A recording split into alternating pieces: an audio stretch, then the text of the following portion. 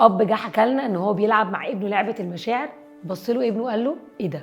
ما كنتش اتخيل انك بتحس زينا. هنتكلم عن ازاي نتعلم نعبر عن مشاعرنا مع اولادنا ونحكي لهم عن يومنا وازاي ده بيشجعهم.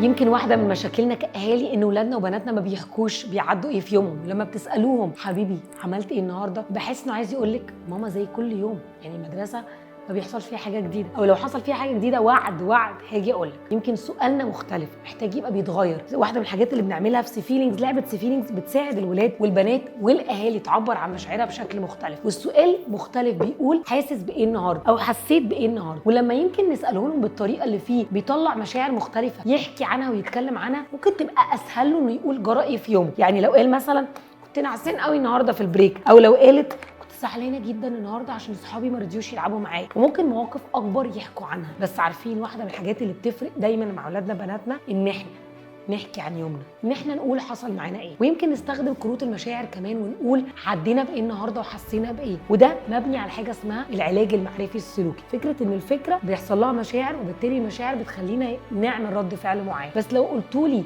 احكي عن المواقف ممكن يبقى اصعب للطفل عن احكي عن المشاعر، فيقول زعلان مبسوط متحمس ونعسان. طب ايه اللي خلاك تحس كده؟ عشان حصل معايا كذا وكذا وكذا. طب عملت ايه لما حسيت بده؟ زعقت وضربته لما ضربني، سكت وخفت اتكلم لما قال لي كده. فنقدر نفهم اكتر عن يومهم بطريقه سلسه وبسيطه لما تكون الداخله معاهم بالمشاعر.